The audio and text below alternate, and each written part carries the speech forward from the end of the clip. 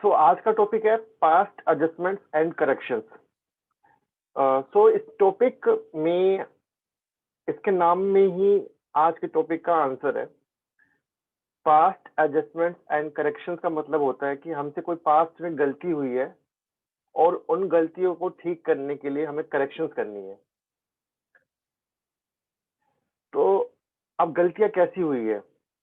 अगर हम पार्टनरशिप की बात कर रहे हैं तो पार्टनरशिप में गलतियां कैसे हो सकती है? कौन कौन से पॉसिबल रीजंस है जहां पे गलतियां हो सकती है? हमने क्या किया होगा? हमने profit and loss appropriation account गलत बनाया होगा। हमने एप्रोप्रिएशंस करने में गलती कर दी होगी। और अगर profit and loss appropriation account गलत बना होगा तो उसका इम्पैक्ट कैपिटल अकाउंट पे भी जाता है, तो कैपिटल अकाउंट भी गलत बना होगा।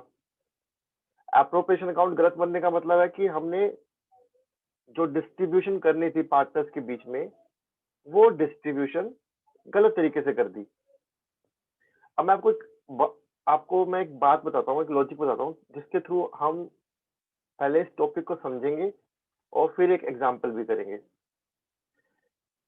बिजनेस है, बिजनेस को प्रॉफिट हुआ 90,000 का। पूरे साल में बिजनेस को 90,000 का प्रॉफिट होता है।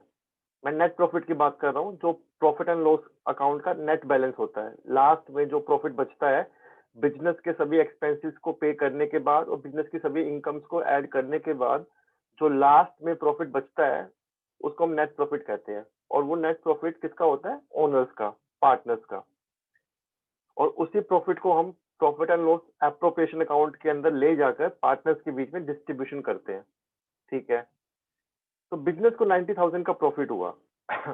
अब सवाल ये आता है कि जो 90,000 का प्रॉफिट है वो बिजनेस किस तरीके से पार्टनर्स के बीच में डिस्ट्रीब्यूट करेगा। हमने पहले की क्लासेस में सीखा है कि जो डिस्ट्रीब्यूशन होता है उसका खाली एक ही बेस होता है एंड वो है पार्टनरशिप डीड। जो पार्टनर्स के बीच में एग्रीमेंट हुआ है, पार्टनरशिप शुरू होने से पहले ही वो उन्होंने एग्रीमेंट किया होगा, उस एग्रीमेंट की बेसिस पे उस नेट प्रॉफिट को डिस्ट्रीब्यूट किया जाता है पार्टनर्स के बीच में। हुआ क्या कि जब डिस्ट्रीब्यूशन कर रहे थे तो बिजनेस के माइंड से पार्टनरशिप डीड के टर्म्स एंड कंडीशंस निकल गए और बिजनेस ने क्या किया? बिजनेस ने डायरेक्टली उस 90,000 को पार्टनर्स के बीच में इक्वल इक्वल रेशियो में डिस्ट्रीब्यूट कर दिया। मान लो दो पार्टनर्स हैं ए और बी, ए और बी के बीच में डिस्ट्रीब्यूट कर दिया। ए को भी 45,000 दे दिए और बी को भी 45,000 दे दिए। बिजनेस के पास 90,000 थे और 45,000 और 45,000 ए और बी में डिस्ट्रीब्यूट कर दिए। अब बिजनेस के पास कुछ नहीं बचा। बेसिकली ए की कैपिटल 45,000 से बढ़ गई और बी की कैपिटल भी 45,000 से बढ़ गई। डिस्ट्रीब्यूशन के बाद, जब डिस्ट्रीब्यूशन हो गया उसके बाद पार्टनर्स को एहसास हुआ कि ये जो डिस्ट्रीब्यूशन हुआ है ये डिस्ट्रीब्यूशन सही तरीके से नहीं हुआ है। इसमें तो बेसिकली हमने पार्टनरशिप डीड के सारे टर्म्स एंड कंडीशंस को इग्नोर कर दिया। हमने क्या किया? हमने प्रॉफिट को डायरेक्टली डिस्ट्रीब्यूट कर लिया इक्वली बिना पार्टनरशिप डीड को देखे।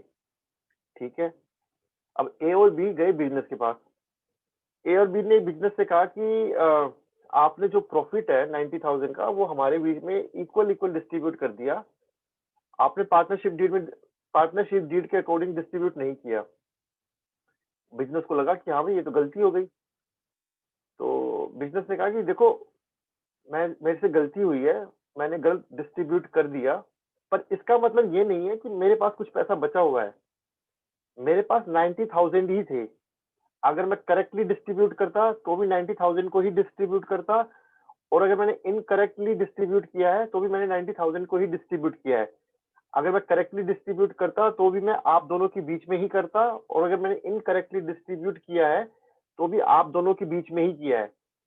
तो मेरे कहने का मतलब ये है, बिजनेस ये पार्टनर से बात कर रहा है, तो बिजनेस ये कह रहा है कि मेरे कहने का मतलब ये है कि अगर गलत डिस्ट्रीब्यूशन हुआ है तो वो पैसा आप दोनों के बीच में ही कहीं पर है, वो पैसा मेरे पास में नहीं है। ठीक है, पार्ट पार्टनरशिप डील में ये लिखा हुआ था कि ए को सैलरी मिलेगी 20,000 पर एनम और बी को कमीशन मिलेगी 10,000 पर एनम। पर हमने तो ऐसा किया ही नहीं, हमने तो डायरेक्टली प्रॉफिट को डिस्ट्रीब्यूट कर दिया। क्या आप में से कोई मुझे ये बता सकता है, आप दोनों में से कोई मुझे ये बता सकता है कि पार्टनर्स क्यों बिजनेस को फोर्स कर रहे हैं प्रॉफिट को पार्टनरशिप डीड के अकॉर्डिंग डिस्ट्रीब्यूट करने के लिए, जबकि पार्टनर्स को ये पता है कि प्रॉफिट चाहे करेक्टली डिस्ट्रीब्यूट होए या इनकरेक्टली डिस्ट्रीब्यूट होए, प्रॉफिट की अमाउंट तो नहीं बढ़ने वाली है, 90,000 ही रहने वाली है। और सबसे इंपॉर्टेंट बात कि प्रॉफिट चाहे कितना भी हो, बिजनेस अपने पास में प्रॉफिट नहीं रख सकता। मतलब ऐसा नहीं होगा कि बिजनेस ने प्रॉफिट को चोरी करके अपने पास में रख लिया और पार्टनर्स को कम दे दिया। तो क्यों पार्टनर्स बिजनेस के पीछे पड़े हुए हैं कि आप करेक्टली प्रॉफिट को डिस्ट्रीब्यूट करो? किसी को रीजन पता है?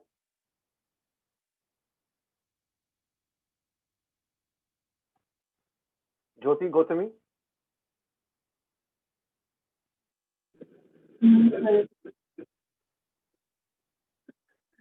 No, sir. Okay, so let me tell you the reason. देखिए, पार्टनरशिप डीड जब बनती है ना, पार्टनरशिप डीड बनाने का रीजन यही होता है कि किसी भी पार्टनर के साथ में कुछ भी अनफेयर नहीं होना चाहिए। हर पार्टनर के हर एफर्ट को एप्रिसिएशन मिलनी चाहिए, उसके एफर्ट्स वेस्ट नहीं जाने चाहिए, उसके एफर्ट्स को पैसे मिलने चाहिए। तो जब पार्टनरशिप डीड में लिखा हुआ था कि ए को 20,000 की सैलरी मिलेगी और बी को 10,000 का कमीशन मिलेगा, और सैलरी और कमीशन देने के बाद अगर प्रॉफिट बचता है तो वो प्रॉफिट पार्टनर्स के बीच में इक्वली डिस्ट्रीब्यूट किया जाएगा। अब हुआ क्या होगा, क्योंकि प्रॉफिट को डायरेक्टली डिस्ट्रीब्यूट कर दिया तो इसमें किसी ना किसी एक पार्टनर को नुकसान हुआ होगा और किसी ना किसी एक पार्टनर को फायदा हुआ होगा। क्योंकि जब भी प्रॉफिट इक्वली डिस्ट्रीब्यूट किया जाता है बिना किसी की सैलरी या कमीशन दिए, तो जिन बंदों ने एक्स्ट्रा एफर्ट्स कर रखे होते हैं वो नुकसान में जाते हैं, क्योंकि उनको उनके एक्स्ट्रा एफर्ट्स के पैसे तो मिलते नहीं है। क्योंकि अब इस केस में हुआ क्या कि ए और बी तो अपना इक्वल इक्वल प्रॉफिट लेके निकल गए। अगर प्रॉफिट करेक्टली डिस्ट्रीब्यूट किया जाता, सैलरी कमीशन दी जाती, एक्स्ट्रा एफर्ट्स के पैसे दिए जाते, तो किसी ना किसी पार्टनर को जिसने एक्स्ट्रा एफर्ट्स लगाए हैं उसको ज्यादा पैसे मिलते और किसी ना किसी पार्टनर को कम पैसे मिलते। इसीलिए बिजनेस के पास वो पार्टनर गया है जिसको कम पैसे मिले हैं, वो पार्टनर नहीं गया जिसको ज्यादा पैसे मिले हैं। तो अब किसको ज्यादा मिले हैं, किसको कम मिले हैं, पहले तो ये देखना है और अब उसको ठीक भी करना है।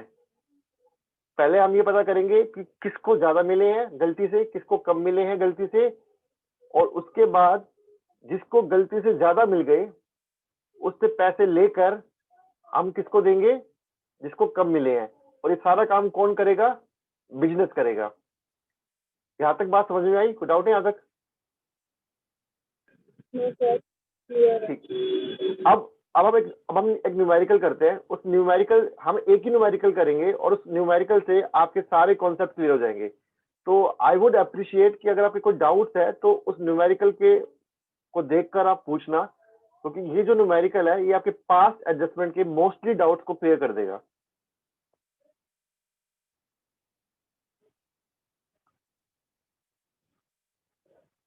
ठीक है, क्वेश्चन दिख रहा है सबको? पहले क्वेश्चन पढ़ते हैं हम लोग।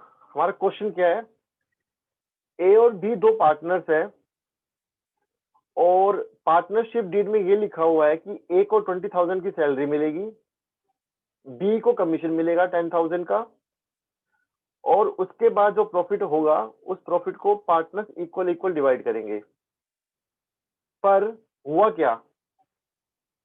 क्या कि जो 90,000 का प्रॉफिट था वो पार्टनर्स के बीच में डायरेक्टली डिस्ट्रीब्यूट कर दिया गया without considering the terms and conditions of the partnership deed. Question समझ में आ गया? किसी को डाउट है? क्वेश्चन में कोई डाउट है? No, sir. ठीक है, अब हम इस क्वेश्चन को सोल्व कैसे करना है हम उस पर आते हैं। ध्यान से देखना प्लीज। मैंने दो profit and loss appropriation account बनाए हैं, एक इनकरेक्ट और एक करेक्ट। इनकरेक्ट वाला कौन सा है? जो हमने बना दिया लेकिन जो हमें बनाना नहीं चाहिए था। और एक correct profit and loss appropriation account है जो हमें बनाना चाहिए था पर हमने बनाया नहीं। अभी आप सिर्फ पहले आप इस क्वेश्चन को समझो। इस क्वेश्चन में कितना पोर्शन आपके काम का है, कितना पोर्शन आपके काम का नहीं है, वो मैं आपको क्वेश्चन खत्म होने के बाद बताऊंगा। पहले आपका फोकस सिर्फ और सिर्फ इस क्वेश्चन को समझने में होना चाहिए, कॉन्सेप्ट समझना। मैंने आपके सामने दो profit and loss appropriation account बनाए हैं। एक profit and loss appropriation account गलत है और एक profit and loss appropriation account सही है। जो गलत वाला है वो हमने बना दिया है, लेकिन हमें बनाना नहीं चाहिए था। और जो सही वाला है वो हमें बनाना चाहिए था पर हमने बनाया नहीं। अब तो आते हैं हम पहले इनकरेक्ट वाले पे। इनकरेक्ट वाले में हमने क्या किया, हमारा नेट प्रॉफिट था 90,000। हमने 90,000 के प्रॉफिट को ए और बी के बीच में इक्वली डिवाइड कर दिया, 45,000 और 45,000। हमने पार्टनरशिप डीड को बिल्कुल देखा ही नहीं, क्या लिखा हुआ है उसके अंदर क्या नहीं लिखा हुआ है। हमने बस सीधा प्रॉफिट को उठाया। हम मतलब बिजनेस ने प्रॉफिट को उठाया और बिजनेस ने डायरेक्टली उस प्रॉफिट को ए और बी के बीच में डायरेक्टली डिस्ट्रीब्यूट कर दिया, 45,000 एंड 45,000। तो मतलब ए के कैपिटल अकाउंट में कितने पैसे गए हैं, 45,000। बी के कैपिटल अकाउंट में कितने पैसे गए हैं, 45,000। एंड व्हेन आई से कि ए के कैपिटल अकाउंट में कितने पैसे गए हैं, मेरे कहने का मतलब है कि ए की कैपिटल कितने से क्रेडिट हुई है। क्योंकि जब कैपिटल अकाउंट बढ़ती है, जब कैपिटल अकाउंट का बैलेंस इंक्रीज होता है तो कैपिटल को हम क्रेडिट करते हैं। तो अगर ए को 45,000 का प्रॉफिट मिला है तो इसका मतलब ये है कि ए का कैपिटल अकाउंट 45,000 से प्लस हुआ है, ए का कैपिटल अकाउंट 45,000 से क्रेडिट हुआ है। सेम बी के साथ भी है, बी को भी 45,000 का प्रॉफिट मिला है तो बी का कैपिटल अकाउंट भी 45,000 से प्लस हुआ है, क्रेडिट हुआ है। चलिए, पर ये तो गलत था, ये तो ऐसा तो होना ही नहीं चाहिए था। होना क्या चाहिए था, होना चाहिए था वो जो मैंने correct profit and loss appropriation account पे बनाया है। ये होना चाहिए था कि 90,000 का प्रॉफिट था। सबसे पहले इसमें से ए को सैलरी मिलनी चाहिए थी 20,000 की, टू सैलरी अकाउंट ए, और किसको मिलनी चाहिए थी, ए को। जो मैंने आपकी क्लास ली थी उस क्लास में मैंने आपको बताया था पहले वाली क्लासेस में कि जो मैंने रेड पोर्शन में लिखा हुआ है, रेड फॉन्ट के अंदर लिखा हुआ है, वो नरेशन है। और एंड वो नरेशन सिर्फ आपके रेफरेंस के लिए है, उस नरेशन का अकाउंटिंग से कोई लेना देना नहीं है। आप नरेशन ना भी लिखो तो भी कोई फर्क नहीं पड़ता, पर आई वुड रिकमेंड कि नरेशन लिखना। नरेशन रेड फॉन्ट सिर्फ और सिर्फ नरेशन है, इसका अकाउंटिंग से कोई लेना देना नहीं है। जो इंपॉर्टेंट पॉइंट है वो ब्लैक फॉन्ट के अंदर है। तो टू सैलरी अकाउंट, हमने ए को सैलरी दी 20,000 की, ठीक है। बी को कमीशन दिया 10,000 का। ए और बी को सैलरी और कमीशन देने के बाद हमारे पास प्रॉफिट बचा 60,000 का, ठीक है। इस 60,000 के प्रॉफिट को हमें अब दोनों पार्टनर्स के बीच में इक्वली डिवाइड करना है as per the partnership deed. तो ए को 30,000 मिल गया, बी को भी 30,000 मिल गया। ये ऐसा होना चाहिए था, ऐसा हुआ नहीं है। तो बेसिकली होना क्या चाहिए था, ए के कैपिटल अकाउंट में 20,000 तो सैलरी के जाने चाहिए थे, प्लस प्रॉफिट के 30,000 और जाने चाहिए थे, ठीक है जी। बी के कैपिटल अकाउंट में 10,000 कमीशन के जाने चाहिए थे, प्लस 30,000 प्रॉफिट के जाने चाहिए थे, जो कि नहीं गए, ठीक है। अब हमें ठीक करना है, चलो जी ठीक करते हैं, क्योंकि बिजनेस तो वही करेगा जो पार्टनर्स कहेंगे। पार्टनर्स ने कहा कि ठीक करो तो ठीक करना पड़ेगा। अब हम आते हैं हमारे मेन आंसर पे। तो गाइस, जो नीचे टेबल शोइंग एडजस्टमेंट है, this is your main working note. ये आपका मेन वर्किंग नोट है। आपको एग्जाम में क्वेश्चन यहां से स्टार्ट करना है, टेबल शोइंग एडजस्टमेंट से। जो मैंने ऊपर आपको करेक्ट और इनकरेक्ट बनाकर दिखाया है वो आपको समझाने के लिए बताया है। जब तक आप घर पे प्रैक्टिस करोगे तब तक आप ऊपर वाले अकाउंट्स को बनाकर प्रैक्टिस करोगे। जब आप उस कॉन्सेप्ट से फैमिलियर हो जाओगे, आप करेक्ट और इनकरेक्ट अकाउंट बनाना बंद कर दोगे। पर कुछ समय के लिए, जब तक आप पास एडजस्टमेंट की प्रैक्टिस कर रहे हो, प्लीज करेक्ट और इनकरेक्ट अकाउंट बनाना जरूरी है।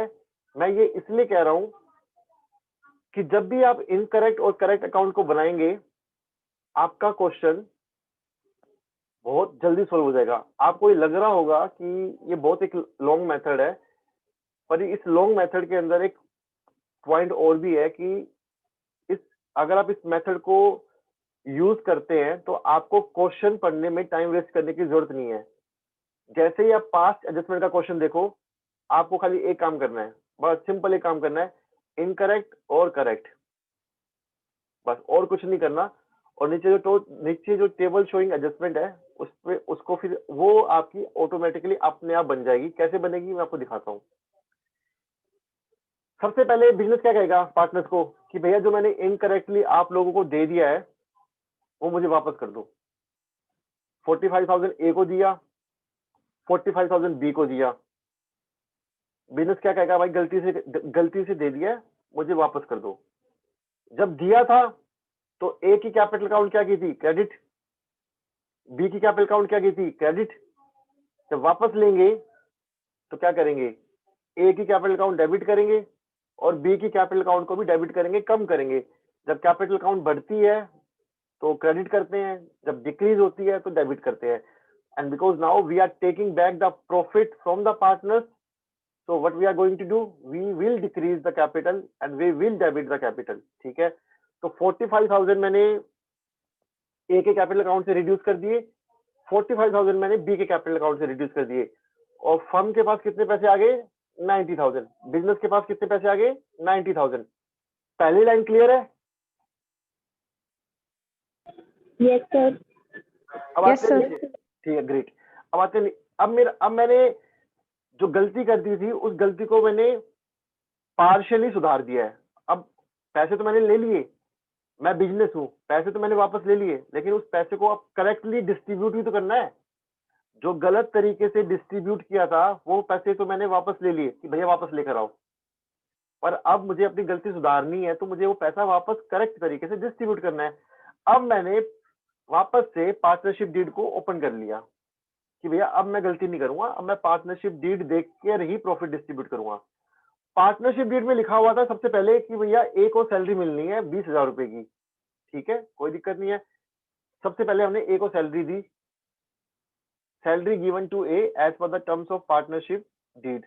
तो जब मैं ए को सैलरी दूंगा, मैं कौन, मैं बिजनेस, जब मैं ए को सैलरी दूंगा 20,000 की तो ए का कैपिटल अकाउंट क्या हो जाएगा, बढ़ जाएगा, क्रेडिट हो जाएगा।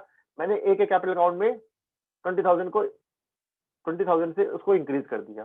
ठीक है, लेकिन इसका इम्पैक्ट बी पे तो नहीं पड़ेगा, नहीं पड़ेगा, बी पे मैंने इम्पैक्ट डाला भी नहीं। अगर ए को 20,000 मिले हैं तो फर्म के पास से 20,000 गए भी तो हैं, तो फर्म के अकाउंट में मैंने 20,000 को क्या कर दिया, डेबिट कर दिया। ठीक है, अब आते हैं जी कमीशन। पार्टनरशिप डीड में लिखा हुआ था कि कमीशन मिलेगा बी को 10,000 रुपए का। ठीक है, बी के कैपिटल अकाउंट को 10,000 रुपए से बढ़ा दो, मतलब क्रेडिट कर दो, कर दिया क्रेडिट 10,000 रुपए से बी को। अगर बी का कैपिटल अकाउंट क्रेडिट हुआ है 10,000 से तो कौन देगा, फर्म देगी, तो फर्म का अकाउंट 10,000 रुपए से डेबिट कर दो, कर दिया, फर्म का पैसा 10,000 रुपए और चला गया। अब फर्म के पास बच के 60,000 and as per the partnership deed, जो कि हमने correct profit and loss appropriation account में देखा है कि 60,000 रुपए अगर डिस्ट्रीब्यूट होते तो ए को मिलते 30,000 रुपए और बी को मिलते 30,000 रुपए as per the partnership deed. तो फर्म ने भी वही किया, फर्म ने रिमेनिंग प्रॉफिट्स को ए और बी के बीच में इक्वली डिस्ट्रीब्यूट कर दिया। 30,000 से ए का कैपिटल अकाउंट क्रेडिट कर दिया और 30,000 से बी का कैपिटल अकाउंट क्रेडिट कर दिया, और फर्म के पास जो 60,000 रुपए बच गए थे वो भी चले गए। तो फर्म के पास 90,000 आए थे, फर्म के पास से 90,000 चले गए। एंड ऐसा ही होता है, बिजनेस अपने पास कुछ भी मनी, बिजनेस का सारा पैसा पार्टनर्स का होता है, बिजनेस का सारे जो पैसा होता है वो पार्टनर्स का होता है, वो ओनर्स का होता है। जब गलत डिस्ट्रीब्यूट किया था तब भी सारा पैसा पार्टनर्स के पास में ही था, जब करेक्टली डिस्ट्रीब्यूट किया है तब भी सारा पैसा पार्टनर्स के पास में ही है। बस फर्क इतना था कि जब गलत डिस्ट्रीब्यूट किया था तो बिना पार्टनरशिप डीड को देखे डिस्ट्रीब्यूट कर दिया था।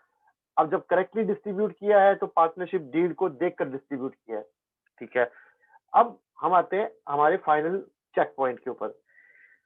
मैं अगर ए का अकाउंट ए का देखूं तो ए से हमें कितने पैसे लेने हैं, 45, और बी ए को देने कितने हैं, 50। मतलब ए का जो कैपिटल अकाउंट है वो डिक्रीज कितने से करना है, 45 से, और इंक्रीज कितने से करना है, 50 से। तो बेसिकली ए का जो कैपिटल अकाउंट है वो 5000 से बढ़ाना है। अगर मैं बी का देखूं तो बी का जो कैपिटल अकाउंट है वो 45,000 से डिक्रीज करना है और 40,000 से इंक्रीज करना है। तो बेसिकली मुझे बी का कैपिटल अकाउंट डिक्रीज करना है 5,000 से। तो यानी इस क्वेश्चन का आंसर ये है कि जब इनकरेक्ट डिस्ट्रीब्यूशन हुआ था, when there was incorrect distribution, the only person who took the benefit was, कौन था वो बंदा जिसको फायदा मिला था गलत डिस्ट्रीब्यूशन से? Who was the person?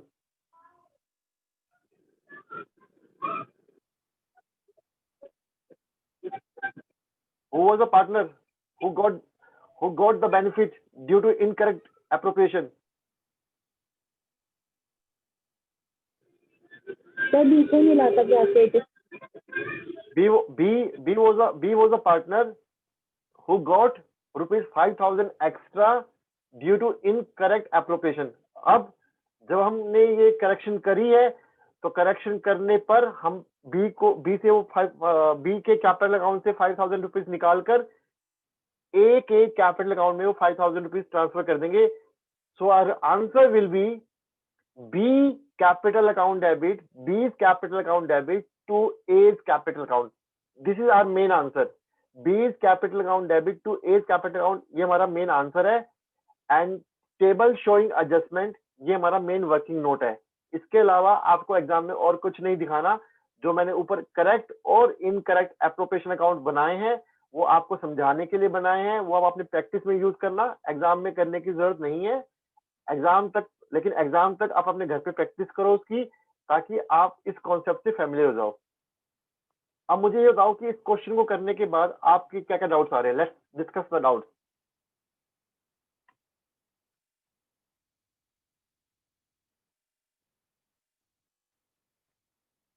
कोई डाउट है? ज्योति, गौतमी, अरविंद? सर थोड़ी और प्रॉब्लम सॉल्व करें। या श्योर। मैंने अभी एक एग्जांपल लिया। Let's discuss verbally. हम वर्बली डिस्कस करते हैं, ठीक है? सो अगर मैं आपसे ओके, अब मुझे चलिए हम एक कॉन्सेप्ट डिस्कस करते हैं। मान लो इसी क्वेश्चन को हम रिवर्स कर दें। कि पार्टनरशिप डीड में ये लिखा हुआ था कि प्रॉफिट जो है इक्वली डिस्ट्रीब्यूट होगा। सिर्फ और सिर्फ इतना लिखा हुआ है कि profit will be distributed equally. पर बिजनेस ने क्या किया? बिजनेस ने गलती से पार्टनर्स को सैलरी भी दे दी, कमीशन भी दे दिया और रिमेनिंग प्रॉफिट को इक्वली डिस्ट्रीब्यूट कर दिया। इस केस में हम क्या करेंगे? इस केस में जो मेरा इनकरेक्ट अकाउंट है वो मेरा करेक्ट हो जाएगा और जो मेरा करेक्ट अकाउंट है वो मेरा इनकरेक्ट हो जाएगा। बेसिकली मुझे अब क्या करना पड़ेगा? मैं पहले पार्टनर से कहूंगा कि आप सैलरी मुझे वापस करो, क्योंकि सैलरी मैंने आपको गलती से दे दी है। मैं ए से सैलरी वापस मांगूंगा। कितनी सैलरी वापस मांगूंगा? 20,000। तो जब मैं ए से 20,000 रुपीज वापस मांगूंगा तो मैं ए का कैपिटल अकाउंट डेबिट करूंगा। फिर मैं बी से 10,000 की कमीशन वापस मांगूंगा। I'll ask B to return the money because the money has been incorrectly appropriated to B. तो B से मैं कहूंगा कि B आप 10,000 रुपीज वापस करो। तो जब B 10,000 रुपीज कमीशन के नाम से वापस करेगा मुझे, आई मीन बिजनेस को, तो B का कैपिटल अकाउंट 10,000 से क्या हो जाएगा? डेबिट, ठीक है? एंड मेरे पास कितने रुपए आ जाएंगे? 20,000 A के, 10,000 B के। तो it means I will get 30,000 in total. 1 point. Second point, अगर प्रॉफिट 90,000 था और मैंने ए को 20,000 दिए थे सैलरी के और बी को 10,000 दिए थे कमीशन के, तो 60,000 भी मैंने रिमेनिंग प्रॉफिट के रूप में ए और बी को डिस्ट्रीब्यूट किए होंगे। 30,000। तो वो पैसे भी मैं ए और बी से वापस मांगूंगा। मैं ए से भी 30,000 और लूंगा और बी से भी 30,000 और लूंगा। तो इट मीन्स ए का कैपिटल अकाउंट 30,000 से और डेबिट होगा और बी का कैपिटल अकाउंट 30,000 से और डेबिट होगा। तो इन टोटल मैंने ए से कितने पैसे वापस लिए, 20,000 सैलरी के, 30,000 प्रॉफिट के, यानी ए से मैंने 50,000 रुपीज वापस लिए।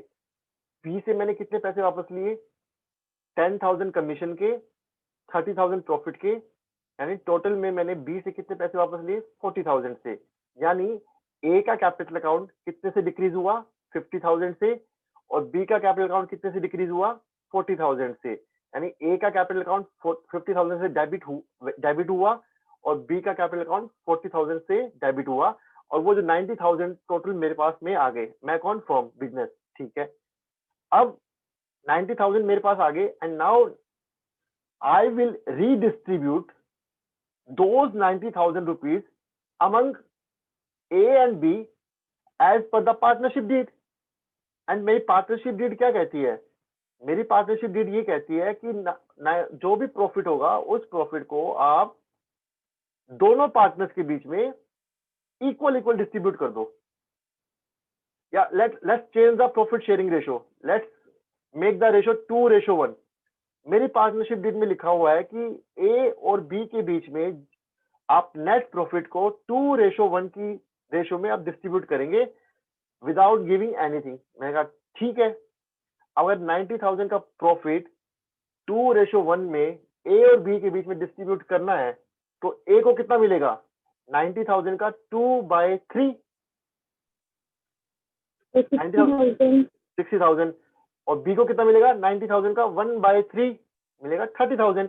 तो now I will give 60,000 to A, मतलब अगर मैं ए को 60,000 दूंगा तो मैं ए का कैपिटल अकाउंट कितने से क्रेडिट करूंगा, 60,000 से। सेम आता है बी को मैं कितना दूंगा, 30,000। तो अगर मैं बी को 30,000 दूंगा तो मैं बी का कैपिटल अकाउंट कितने से क्रेडिट करूंगा, 30,000 से। तो अब हम कंपेयर करते हैं हमारे जो हमने ए से वापस लिया था और ए को कितना देना है। ए से मैंने वापस लिया था 50,000 और ए को मुझे रीडिस्ट्रीब्यूट कितना करना है, 60,000। तो बेसिकली मुझे ए को 10,000 और देना है। मुझे ए की कैपिटल अकाउंट को 10,000 से नेट में क्रेडिट करना है, नेट में बढ़ाना है। बी जिससे मैंने 40,000 वापस लिया था, जिसकी कैपिटल को मैंने 40,000 से डेबिट किया था, जिसकी कैपिटल को मैंने 40,000 से डिक्रीज करना था, उसको मैंने देना कितना है, 30,000। पर बी तो यानी 40,000 से डेबिट करना है बी की कैपिटल को, 30,000 से क्रेडिट करना है, यानी नेट में मैंने बी की कैपिटल को 10,000 से डेबिट करना है। ठीक है। तो इस केस में my entry will be B's capital account debit to A's capital account 10,000। ठीक है। तो यानी इस केस में B क्या हुआ कि जो इनकरेक्ट एप्रोप्रिएशन हुई, उस इनकरेक्ट एप्रोप्रिएशन से who got the benefit? The B got the benefit and A को कम पैसा मिला था, पर जब हमने रीडिस्ट्रीब्यूशन किया, जब हमने करेक्शन किया, तो हमने वो जो गलती से बी के पास 10,000 रुपए चले गए थे, हमने वो बी की कैपिटल अकाउंट से निकालकर ए की कैपिटल अकाउंट में वापस डाल दिए। अब सब कुछ सॉर्टेड है।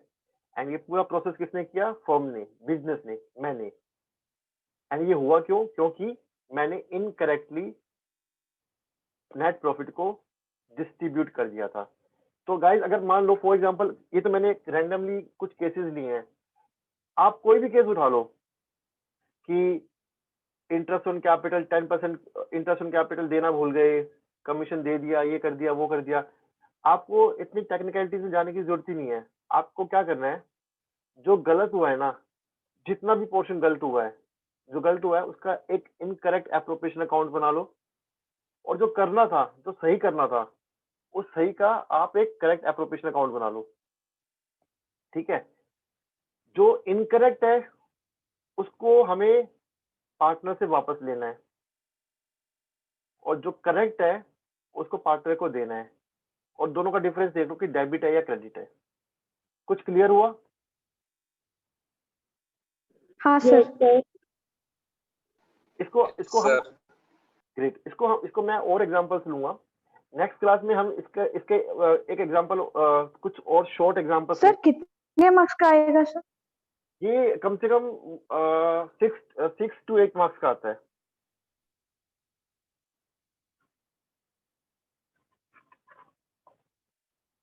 Okay okay sir. तो अब नेक्स्ट क्लास के अंदर हम इसको कंटिन्यू करेंगे। इसके अभी इतना बड़ा एग्जांपल मैं नहीं लूंगा नेक्स्ट क्लास के अंदर। नेक्स्ट क्लास के अंदर हम छोटे छोटे एग्जांपल लेंगे। मेरा मेन पर्पस था आपको कॉन्सेप्ट बताना कि हम क्या करते हैं और क्यों करते हैं। नेक्स्ट क्लास के अंदर कुछ एग्जांपल्स लेके मैं फटाफट आपको थोड़ा और फेमिलियर करूंगा इस कॉन्सेप्ट से, एंड शुरू करेंगे हम गारंटी ऑफ मिनिमम प्रॉफिट। ठीक है, गारंटी ऑफ मिनिमम प्रॉफिट शुरू करेंगे हम नेक्स्ट क्लास के अंदर। ठीक है, and now I try to be regular. थोड़ा ब्रेक आ गया था तो मुझे वो सिलेबस भी आपको कवर अप करवाना है, क्योंकि सिलेबस थोड़ा सा पीछे चल रहा है हमारा।